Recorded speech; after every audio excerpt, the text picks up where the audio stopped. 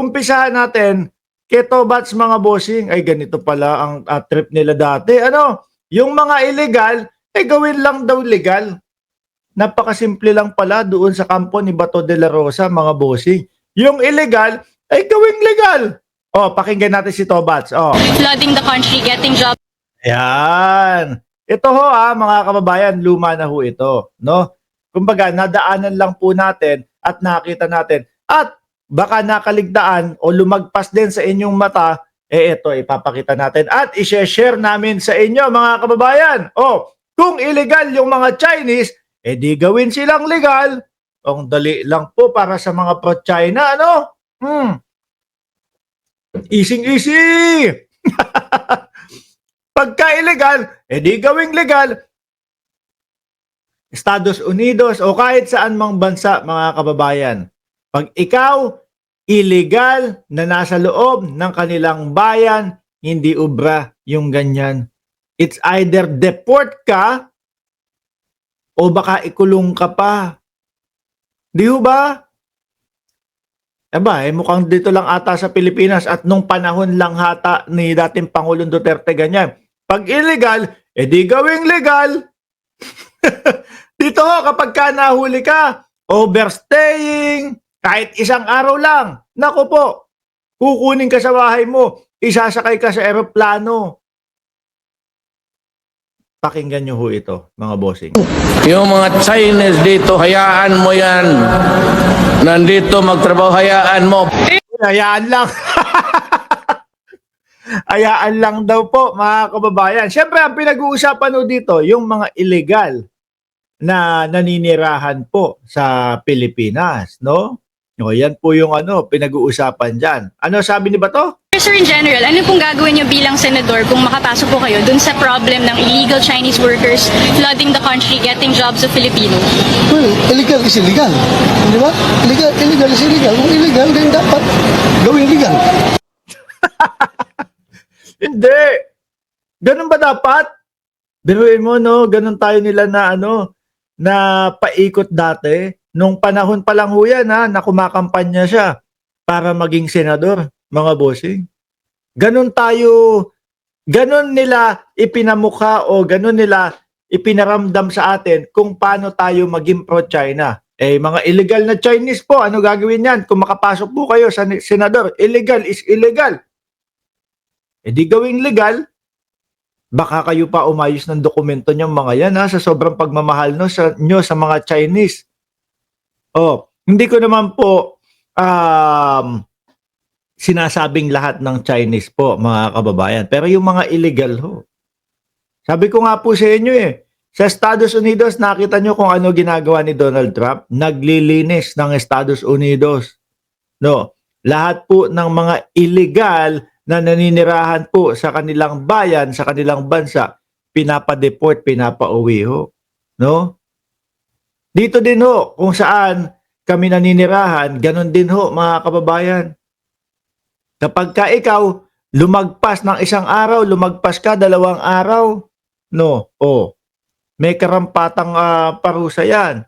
Hindi pwedeng ganyan. Minsan pa nga, 1 araw, 2 araw lang ban ka na ng 5 taon at hindi ka pwedeng bumalik ng 5 taon. Doon po, gawing legal lang. Tobats, nung panahon dati ng Pangulong Duterte, alam mo ba, problemado ang mamamayang Pilipino sa trabaho. Di ba? Imbis na sana ang kapwa natin Pilipino, yung mangunguna para makakuha ng trabaho, napupunta pa doon sa mga illegal na trabahador, na mga incheck. Parang para sa kanila ho, mga boss chief amo sir, no? Yung mga illegal na gawain, parang ang dali-dali lang pong gawing legal. Di ba? Ito na nga lang, pogo na nga lang ho, mga kababayan Pumasok po ang pogo sa panahon ng panunungkulan ng dating Pangulong Duterte. Buong mundo po kinaayawan yung pogo Buong mundo po ang sinasabi, nako, hindi pwede dito sa bansa namin yan. Tayo naman po, halika, pasok kayo dito. Legal kayo sa amin. Tingnan nyo po, ano po ang naging resulta nung pogo na yun, mga kababayan. Merong mga kababayan natin na na nabibiktima ng mga scam na yan. O, yung mga love scam. Merong mga ibang lahi nabibiktima pagtatrabahuhin sa pogo, pag hindi sumunod sa kanila, pag hindi sumunod sa pang-i-scam nila, sasaktan. Naging katawa-tawa po ang ating bayan sa panahon nitong mga ito, no? Lalo na nung panahon ho na ang presidente ay si dating Pangulong Duterte.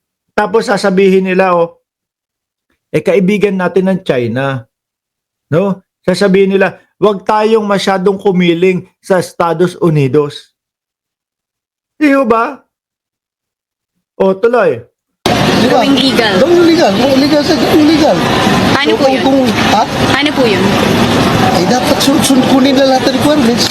Ano mga requirements na dapat kailangan gawin para maging legal sila?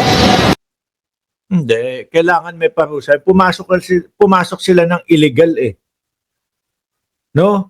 Pumasok sila ng illegal So, kailangan may karampatang parusa. Tapos pauwiin sa kanilang bayan. Yun dapat yun.